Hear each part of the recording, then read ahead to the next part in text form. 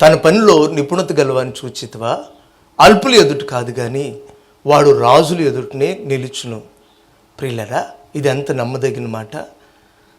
నువ్వు చేసేది ఎంత చిన్న పని అయినా పర్వాలేదు, ఆ చిన్న పనిలో నువ్వు గనక నిపుణతను సంపాదిస్తే నీవు అల్పుల ఎదుట కాదు రాజులు ఎదుట నిలవబెట్టబడతావు.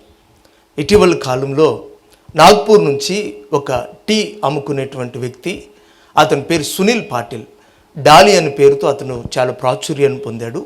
అతను రోడ్ సైడ్ను ఒక చిన్న షాప్ పెట్టుకొని అక్కడ వచ్చిన వారందరికీ కూడా టీని విక్రయిస్తూ ఉంటాడు. అయితే అతను ఆ పనిలో ఎంతో నిపుణతను సంపాదించుకున్నాడు. అది చిన్న పని అయినప్పటికీ కూడా ఆ నిపుణత అతన్ని అల్పుల ఎదుట కాదు, ఘనుల ఎదుట, రాజుల ఎదుట నిలవపెట్టింది.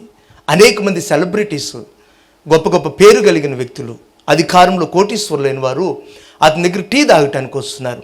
వాళ్ళు వచ్చేది కేవలం ఆ టీ కొరకు కాదు, ఆ టీలో అతను సంపాదించిన నిపుణతను కూడా చూడటానికి వస్తున్నారు.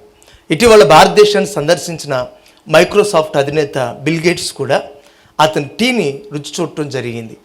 అతనిది చిన్న పనే. ఆ పని కలిగిన వారు వీధికి 10 మంది ఉంటారు, టీ అమ్ముకునేవారు.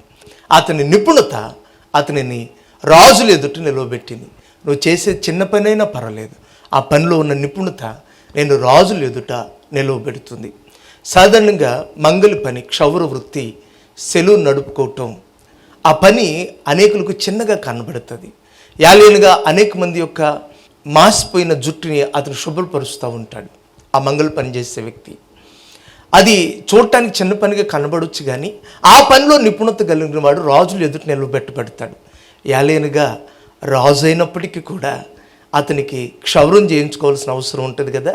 మనకి నెలకు ఒకసారి అయితే రాజు నెలకు 2 సార్లు 3 పర్యాయములు క్షౌరం చేయించుకుంటాడు అతనుకున్న సమృద్ధిని బట్టి.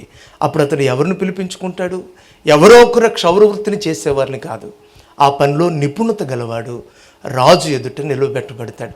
కాబట్టి నువ్వు చేసే పని చిన్న పని, చిన్న ఉద్యోగం, చిన్న చదువు, అయ్యో మంచిగా చదువుకుని ఉంటే పెద్ద ఉద్యోగం, పెద్ద వ్యాపారం అని చింతపడద్దు. నువ్వు చేసేది అంత చిన్నదైన పర్లా, ఆ పనిలో నీవు నిపుణతను సంపాదించుకుంటే దేవుడు నిన్ను రాజులు ఎదుట నిలవబెడతాడు. దేవునికి స్తోత్రం. రాబోయే దినాల్లో దేవుని ఉన్నతమైన స్థితిలో ఉంచునుగాక. ఆమేన్.